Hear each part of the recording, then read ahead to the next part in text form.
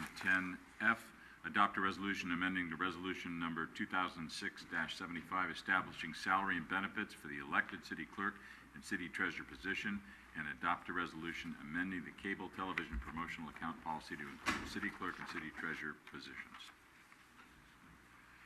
Mr. Mayor, members of the City Council, the item before you tonight would implement, by adoption of two separate resolutions, a program of salary and benefits changes. It's amended the existing program of salary and benefits to update it for the elected city clerk and the elected city treasurer positions. I would like to note for the City Council's information that these topics were discussed by a subcommittee consisting of council members Ibarra and Salazar prior to the last regular City Council meeting on July 23rd, at which time an oral report and discussion was provided by the City Council, an oral report by staff and the City Council discussion. The report that you have in front of you tonight is staff's attempt to synthesize the discussion by the subcommittee and by the City Council as a recommended program of salary and benefits based, again, on the discussion at those two different meetings. It was brought to my attention earlier today that because there were the information came to the City Council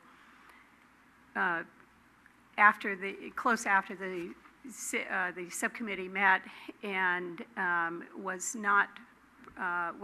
then massaged and was discussed further by the City Council, that the discussion and the recommendation that you have in front of you tonight really may not accurately, specifically represent the subcommittee's recommendations. So again, just with that clarification, we've attempted to take the discussion that occurred at those two meetings and bring you back a complete salary and benefits program that we believe represents the City Council's intent as expressed following the subcommittee meeting on July 23rd. So with that, the information that you have in front of you would update two previous actions by the City Council in 2006 and 2009 to address a couple of very specific issues that were discussed by the City Council. The first is that the current salary program for the elected positions provides a four-step salary schedule through which the elected officials progress essentially during their first term in office. The salary program does not currently address any salary increases or any opportunity for salary increases for either an elected city clerk or an elected city treasurer who might be reelected for a subsequent, a second or third or a fourth term following that first term. So what has happened with the two incumbents, as an example, is that having progressed through the four-step salary schedule in their first term, those individuals have not received any consideration, nor is there any mechanism currently existing for consideration of a salary increase as they have continued into a second, and now that they have stood for election and there are no opponents who have filed for election, their re-election for a third term has now been confirmed. This program would provide a regular annual salary increase, which would, for those incumbents, not be retroactive, but that would provide an annual increase at a cost of living adjustment for each year following a first term in office. Now again, this program would not be retroactive for the two incumbents currently in office, but would take effect now beginning with the third term, at the beginning of the term, would provide a cost of living adjustment at the beginning of the term that will take effect December of 2013 and each year thereafter for the term and any subsequent term. That cost of living adjustment would be calculated by the cost of living index. There are many different indices for cost of living calculation, and staff and the city treasurer were tasked by the subcommittee with providing a recommendation to you about what index to use. We have done so in the report. That index is generally referred to as the CPI-U index for the San Francisco, Oakland, San Jose area, urban area. That index is used for other salary calculations typically, and is one of the standard indexes for this type of evaluation. The City Council discussion at your July 23rd meeting suggested that there should be a cap on the amount of any cost of living adjustment, and the number that was discussed was 2%. So accordingly, the recommendation that you have before you tonight would provide an annual cost of living adjustment beginning with the second and any subsequent term, not retroactive for the two incumbents currently in office. That cost of living adjustment would be calculated by the CPI-U for the San Francisco, Oakland, San Jose area, and it would be capped at 2%. So for example, if that CPI index showed a increase or change in the cost of living at 2.5%, the incumbents would receive 2%. Similarly, if that index showed for any given year 1.5%, the incumbents would receive 1.5%. So that, in a nutshell, is the change that is recommended for your consideration, again, based on your discussion, for the salary, for amending the existing resolutions to incorporate an opportunity for salary adjustment for incumbents who continued beyond a first term in office. Similarly, the subcommittee considered and the City Council discussed July 23rd a request by the incumbents for consideration of a benefit that would match that. Let me back up. The incumbents requested consideration of a personal professional development benefit that is comparable to that department heads and mid-managers receive. Currently, department heads receive $1,000 per year eligibility for a personal professional development. Mid-managers receive $500. The elected city clerk and elected city treasurer do not receive that benefit. Many of the individuals who are eligible for that benefit use it for computer purchases or gym memberships for fitness or other similar types of expenditures. The incumbents requested consideration of a comparable type of benefit, but in order to avoid comparing elected officials to appointed officials or appointed staff employees, the subcommittee recommended and the City Council discussed at your July 23rd meeting a slightly different option, and that was to provide the two incumbents and future elected clerks and treasurers with a benefit that is comparable to one that is received by the City Council, by the other elected officials in our organization, in our cable television system, and that is the ability to receive San Bruno cable internet and some level of television services at either a base cost or a reduced cost. So it captured in this resolution is a comparable benefit as a recommendation for the two elected positions of a city clerk and city treasurer. And in order to implement that benefit, should it be the council's desire to approve that, we would be amending our cable television promotional program policy, which is a standalone program separate from the city clerk and city treasurer resolutions, which would be amended for the purposes of salary. So you have two resolutions in front of you tonight that staff believes fully capture the discussion that was held by the subcommittee and by the city council. Again, this issue is fully your discretion. Staff actually makes no specific recommendation other than to try and capture the information that was previously discussed by the city council and to present that in the form of a recommended program based on your discussion. With that, I'd be happy to answer any questions. Any questions or action? Through the chair, thank you. I know I've said this before, but I'd like to make sure it gets in the record.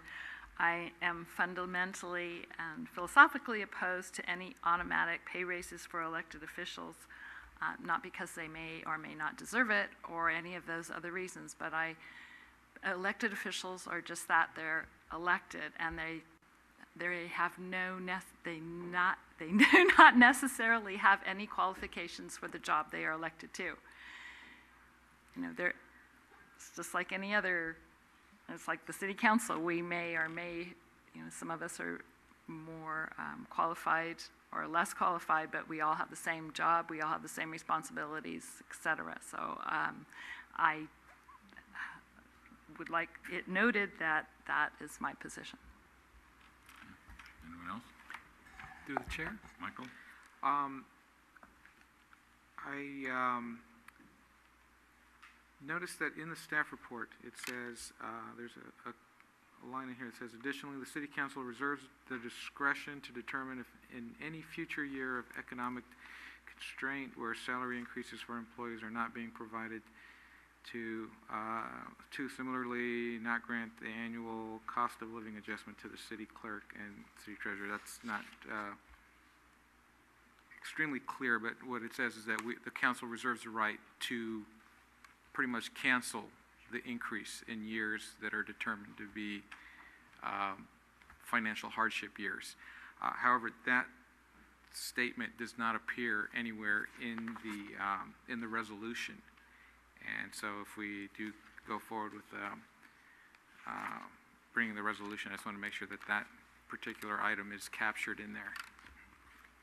In order to implement that, I would suggest that that be part of any motion to adopt the resolution, that information be incorporated into the final resolution. Okay, very good. And I think Councilman Ibarra had some questions regarding the index that was being recommended. Do we want to have any discussion around what an appropriate index is, or whether the recommended index is adequate? I received confirmation that the indexes that we use are the indexes that we use for the rest of the organization. Okay. So short of shopping for another index, I would say that would be an appropriate index. Okay, thank you.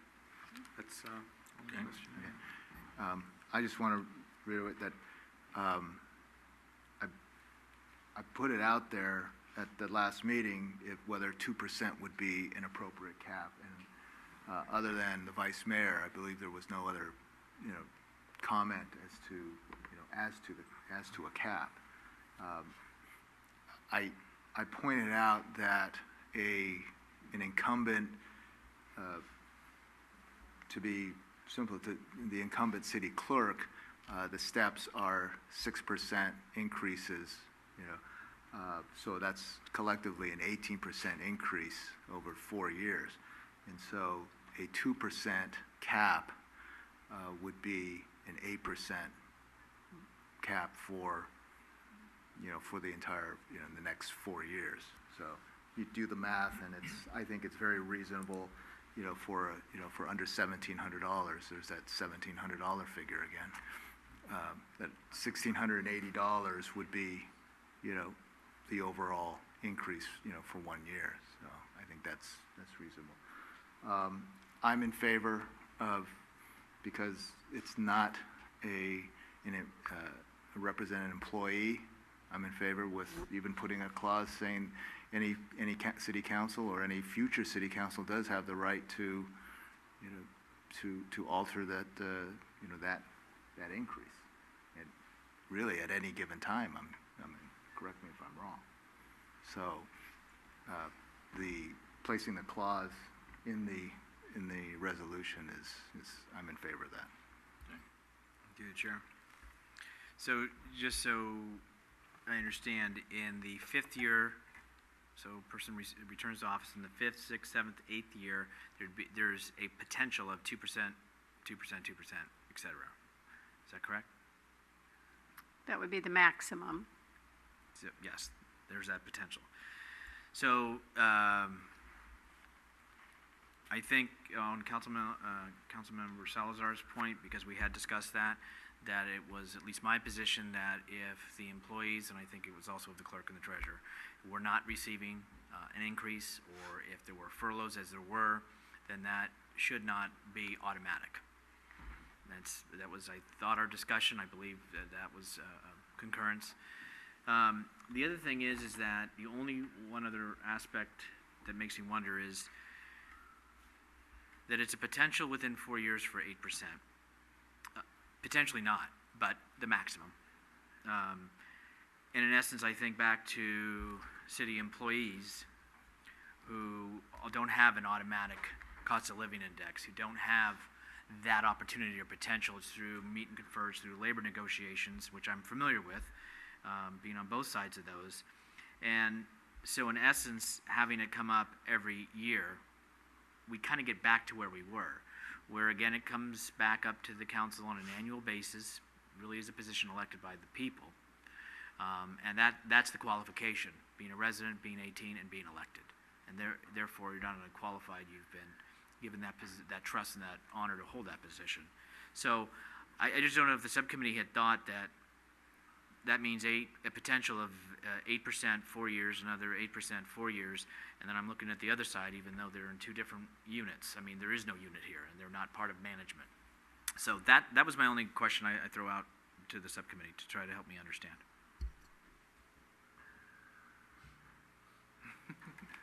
Yes, it was discussed. I think we made it very clear when we first sat down as a subcommittee that the city clerk and the city treasurer position, much like us sitting up here, we have to be 18 years old, resident of San Bruno, and registered voter.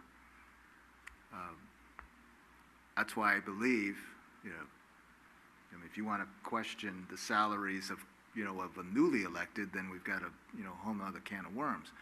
But if a city clerk or city treasurer proves themselves and and does capable and competent service to the community, then they will move on and get reelected. And I believe if they're doing if they're again doing the job, then I believe after 4 years they should get, to me, is a minor increase. Again, I state, the sitting council, if there's a majority at the city council, we can revisit this and change it, whether it's an election year or not. Through the chair, was not the original resolution to have this reviewed prior to each election, so that therefore before the nomination period opens up, that it was clear? Now again, we're not talking about a newly elected, we're talking about re-elected. So that really kind of disqualifies that, but I think in the old resolution, that's what it specified in the 2006 resolution, if my memory is correct. So then if we're saying it's every year that it comes before, even if it's a consent item, then that should be, I think, in the resolution, in addition to Councilmember Salazar's point, as far as if there is a lean year with no raises or furloughs. Well, Well, to address the question that was posed, yeah, I concur with Councilman Navarro. We did consider that, and one of the considerations I put a lot of emphasis on is the ability to attract qualified candidates. And if our salary range and the improvement to that salary isn't comparable to what other cities are paying, then the pool of applicants, of course, is going to be greatly diminished. And so in order to keep the position attractive to qualified candidates, I think we do need to do something to improve it. So that was, we kicked around a lot of ideas, and I think that what we have here in the staff report does reflect a best case scenario for what we can do to, like as I said, keep the positions competitive, or salaries competitive. And I'm just trying to get clarification that the comments that you made as far as adding it into the resolution, Councilmember Salazar and Councilman Ibarra, which you discussed in regards to it annually being available to be looked at, reviewed, and or changed, is in there. That's what I'm trying to ask if on both your comments that would be included within the resolution. Can I add something? The 4 years, starting with 2010, the city treasurer and the city clerk took 2 years of furlough, which were not voted on by council. We voluntarily just took the furlough, and it didn't come before council, as you're suggesting. If all of the city didn't get a cost of living raise, I would presume we would not get a cost of living raise. I would presume it'd be treated the same as we did as the furlough was treated. Well, and I assume you're right, because the last time we discussed, that's what everybody said, John and you.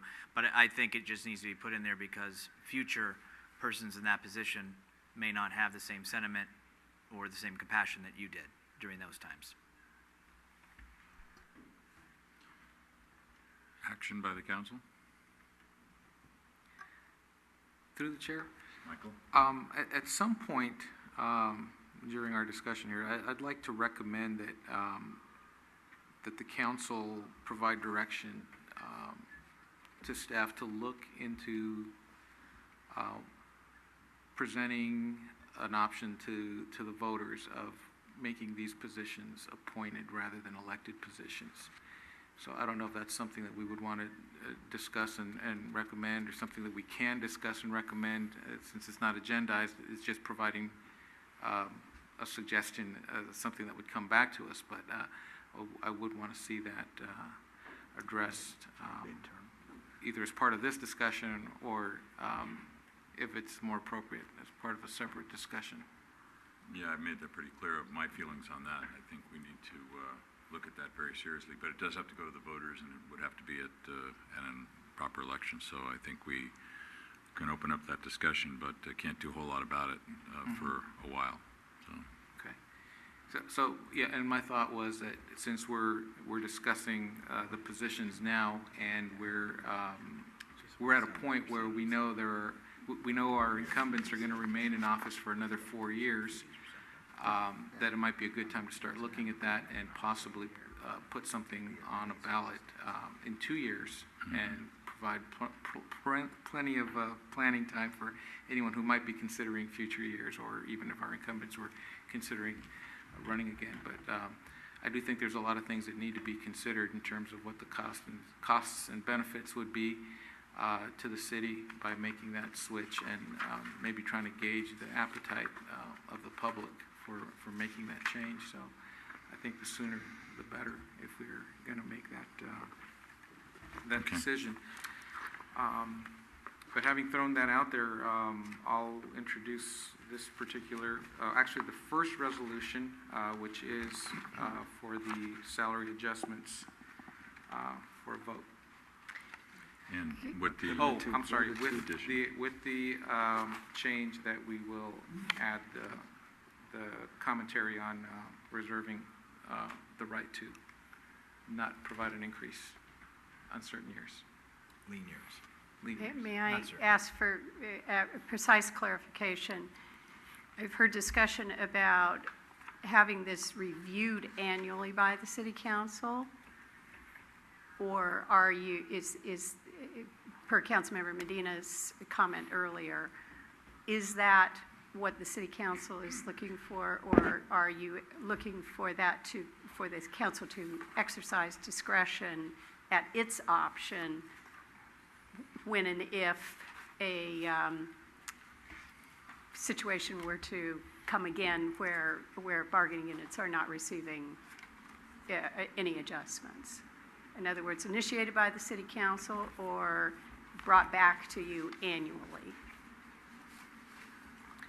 That's an Can- interesting point. I don't think we. If I can ask a question, how realistic is that? That we are faced with an annual review and we may not have a decision on our bargaining units at that time either. Correct.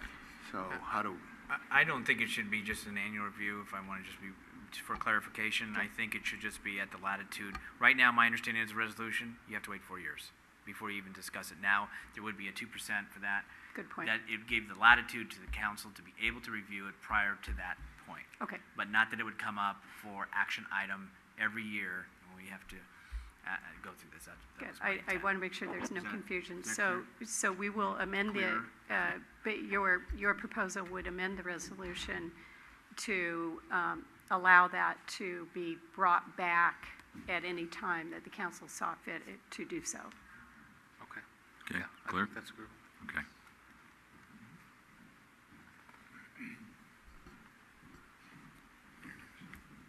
Councilmember Salazar, you introduced, correct? Yes. Okay. Councilmember Medina. Aye. Councilmember Ibarra. aye. Vice Mayor O'Connell. No. Mayor Ruane. Aye. And we have another We resolution we're have a asking second. for. I'll introduce the second resolution amending the cable policy for elected officials. Councilmember Medina. Aye. Councilmember Ibarra. Aye. Vice Mayor O'Connell. Aye. Mayor Ruane. Aye.